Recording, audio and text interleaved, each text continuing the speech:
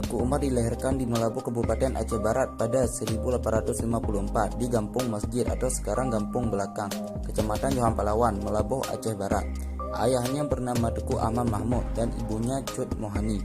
Dari pasangan ini dikaruniai 3 orang anak yang menjadi saudara kandungnya, yaitu Teku Musa, Cut Intan, dan Teku Mansur. Teku Ahmad Mahmud dan Teku Nanta Setia adalah anak dari Teku Naranceh, dan nenek moyang Teku Umar adalah Datuk Mangkudum Sati berasal dari Minangkabau. Beliau adalah keturunan dari Laksamana Muda Nanda yang merupakan perwakilan Kesultanan Aceh pada zaman pemerintahan Sultan Iskandar Muda di Pariaman. Salah seorang keturunan Datuk Mangkudum Sati pernah berjasa terhadap Sultan Aceh yang pada waktu itu terancam oleh seorang panglima Sadi yang ingin merebut kekuasaannya.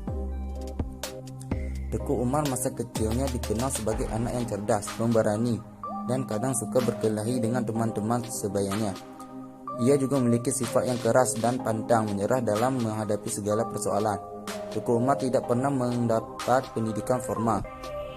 Meski demikian, ia mampu menjadi orang pemimpin yang kuat, cerdas, dan pemberani.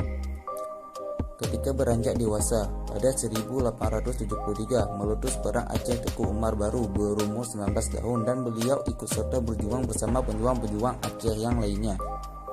Mulanya, ia berjuang di kampungnya sendiri, kemudian dilanjutkan ke Aceh Barat.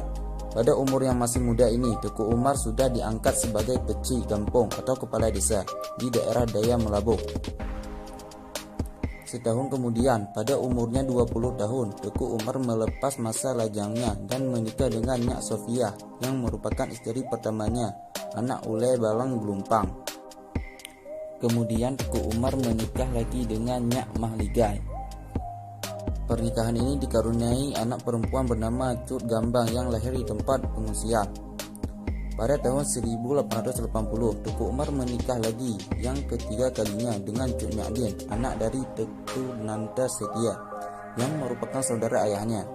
Ketika itu, Cut Nyadin sudah menjanda selama 2 tahun karena suaminya yang pertama ini bernama Teku Ibrahim Lamnga meninggal atau gugur dalam peperangan melawan Belanda di Gletarun pada Juni 1878. Ayahnya Cut Nyadin adalah Teku Nanta Setia, sedangkan ayahnya Teku Umar adalah Teku Ahmad Mahmud.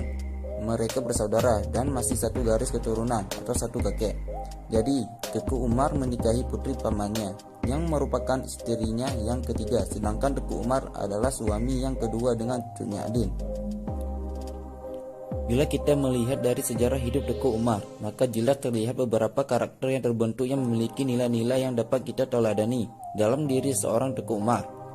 Adapun nilai yang terbentuk yaitu 1. Nilai kebangsaan, 2. Nilai persatuan, dan 3. Nilai kemanusiaan.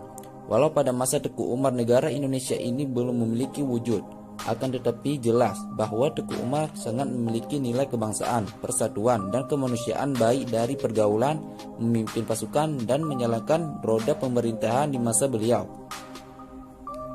Tahun 1884, kapal Inggris Nisor terdampar.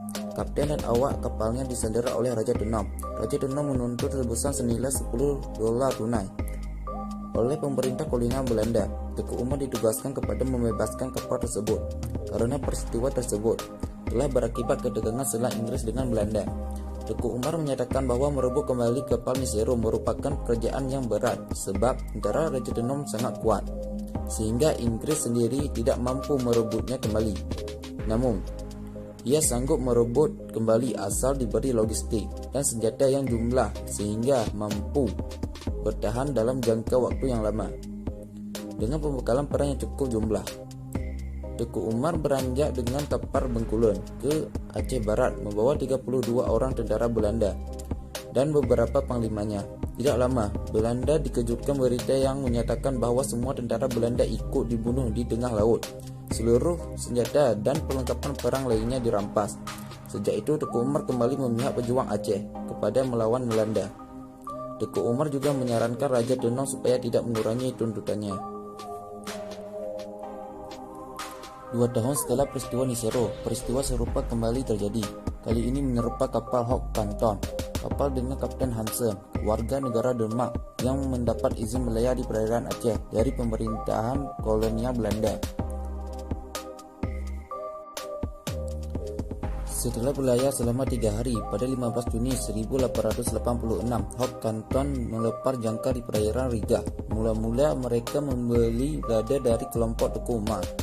Setelah semua lada dimuat ke kapal, Hansen memberikan syarat bahwa pembayaran akan dilakukan di atas kapal. Syarat itu ditolak Teku Umar, tapi Hansen tetap bersikeras. 3 kali utusan Teku Umar datang ke kapal ditolak Hansen. Kesabaran Teku Umar habis. Sebuah taktik dirancang bagaimanapun, harga lada yang sudah dimuat ke kapal Hoek Kanton harus dibayar. Teku Umar sendiri akan naik ke kapal itu untuk mengambil uang dengan segala risiko. Baginya uang itu sangat penting untuk kebutuhan logistik perang. Semua anak buah kapal sudah terlebih dahulu disergap oleh 40 pejuang Aceh. Sebelum Teku Umar naik ke kapal, ia telah menyusun skenario penyergapan kapal Hoek Kanton. 40 pejuang Aceh sudah menyelinap ke sana pada malam hari.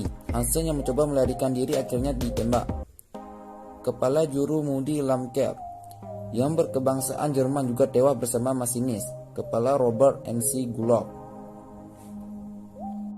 Dengan demikian, peristiwa penyerangan kapal Nisero dan Hoek Kanton adalah sebagai 2 dari sekian banyak peristiwa suksesnya tipu muslihat perang yang dimainkan oleh pejuang Aceh.